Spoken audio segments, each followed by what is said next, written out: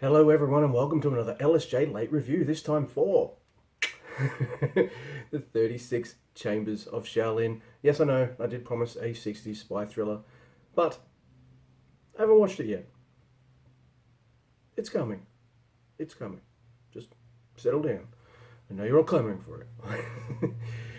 But the 36 Chambers of Shaolin is a 1978 kung fu action film starring Gordon Liu as Sante. And I'm going to butcher the director's name, so I do apologise. But it's directed by Lu Ka Lung, and it's directed by the Shaw Brothers. A lot of you might know the Shaw Brothers. They had a movie studio which cranked out so many of these kung fu movies using same actors, same directors, same sets, same almost everything, but kind of remixed with different stories and things like that. Now, the 36 Chambers of Shaolin was my introduction to these sorts of films. Not only that, it was my wife and my sister's introduction to them as well. So my wife and I had seen this movie before, a couple of years ago, and that led us to watching maybe almost a dozen of these kung fu flicks. And because of the whole Corona thing, we haven't been hanging out with people as much as we should, or can. So, because this movie's on Netflix, we synced it up with my sister and we introduced her to the world of kung fu movies, and she quite enjoyed it. So the general gist of this movie is there's this guy Sante. He's plotting a rebellion against these evil guys. I'm not too sure about Chinese history or anything like that, so I'm not going to really delve deep into any of that. Needless to say, it's set a few hundred years ago, and Sante and a whole bunch of his cronies are plotting a rebellion. It goes badly, and Sante's nearly dead by the time he finally makes it to the Shaolin Temple, where he wants to learn Shaolin and take it to the masses, so people can learn to defend themselves and fight oppression and things like that. These movies, they're not for everyone. They're very stylized and very kind of choreographed. And that's not for everyone. For me, it was right up my alley as a long-time wrestling fan. Here's my shirt. Yeah, it was really cool to see another kind of scripted fighting, as it were, in a totally different way. Everyone sells it, if that makes sense. Kind of like in wrestling. When people get hit, yeah, they look like they get hit. But if you put that kind of wrestling idea in your head, that this is kind of stylized like that, about as believable as some of that stuff, you'll have a good time with it. Now, you will see things like bad wigs. Not all the weapons look very convincing. Yes, the sound effects are what they are, but I think that's part of the charm. There is a charm to these movies. And the 36 Chambers of Shaolin, as I said, just brought me into this world.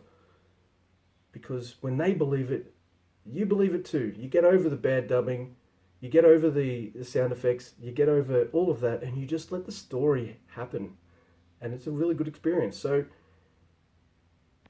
I say story. Most of the story of this film happens at the start and at the end. The middle hour and a half is montage city. In like the best possible way. You see Sante going through all the different chambers and mastering them at such a rapid rate that kind of leaves so many to shame. With this montage, it kind of gives you an overview of this entire genre of movies. You get the comedy, you get the drama, you get the montages, you get the kung fu fighting, you get all of that wrapped up in this package. And then as soon as it's over, I'd be surprised if you didn't sit there and go, wow, are there any more of these? Because that's what my wife and I did. Are there any more of these? A quick Google search showed us that yes, there are a lot of these. And not only that, they hold up, despite being kind of old and cheesy, these movies hold up really, really well as just fun, entertaining action flicks. And I say that kind of in a general sense because I haven't seen a bad one yet, but I've got a special place in my heart for the 36 Chambers of Shaolin. It got me into these kind of movies in a big, bad, massive way. And because of that, despite some of its flaws, despite being a long montage, which is thoroughly entertaining, by the way, despite there being not too much story, despite how some of the wigs, you could see some of the glue, some of the weapons, you could tell they weren't quite up to snuff, all of that doesn't matter. There's such an amazing charm that you just go along for the ride and enjoy it. And then you find out that there's so many more rides to go on. Yeah. The 36 Chambers of Shaolin, it gets a 9 out of 10 for me. It's not perfect, but it's so fucking good and so rewatchable. I recommend you watch it. As I said, it's on Netflix. Do it. Watch it. Love it. And then go over to Netflix and they've got a few more of these kind of movies on there. Delve into those too. You won't regret it. Alright everyone, thank you very much. Give me a like, dislike, share and subscribe. All that kind of stuff. And